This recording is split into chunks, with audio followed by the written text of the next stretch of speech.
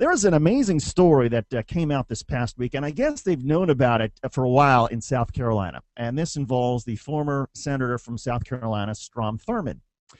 And it was apparently, 70 years ago this past week, when the New York Times reported about two men and a woman who died in the electric chair in what was known as the Logue case in South Carolina. And it's a confusing story, but essentially there was a calf that belonged to the Logue family.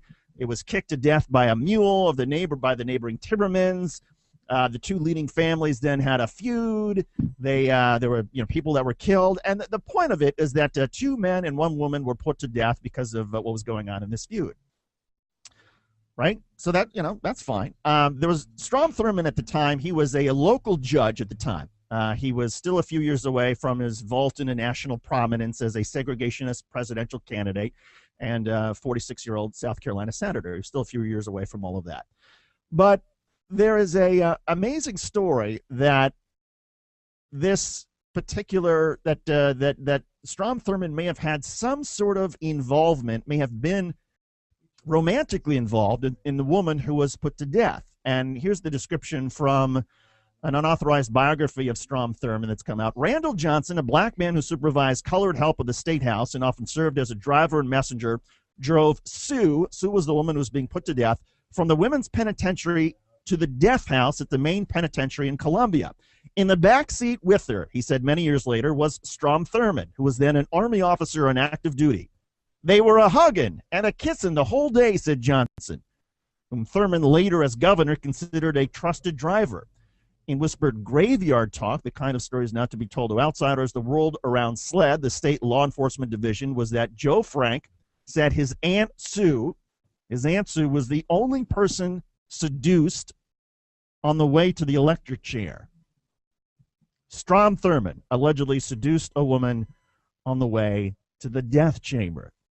Now, we know that Strom Thurmond fathered an illegitimate child, and there's been all that, but Dan Numeron's, the idea that Strom Thurmond was having an affair with a woman who was who was going to be put to death, that's kind of weird.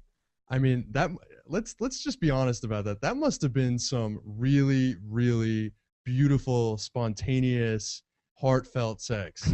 And, I think that this is something that left and right can get behind, that here was a dude who maybe enjoyed life at some other people's expenses sometimes, but this was one time where he, I think, did right by someone who was on her way out from the world. And, I'm opposed to the death penalty, but, maybe Are you saying that you encourage such behavior, that if a woman is going to be sentenced to death, that it's fine for a man to be involved with her, assuming that she's willing?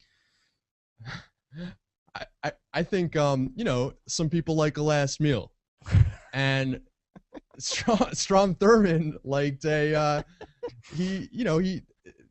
he took a different route, and I think look, I'm against men and women being put to death by the state personally, but given our system, maybe this is something that we should encourage a little. Maybe there should be Strom Thurmonds in every state. I mean, people think of, oh my God, Strom Thurmond, he was so ugly. When he was younger, he was actually a pretty handsome guy. And so, I don't know, maybe, men and women who are being put to death, that if they have a willing participant who wants to give them one last. Maybe the state could make an exception for, sort of escorts or prostitution, just for the case of people on death row. Yeah.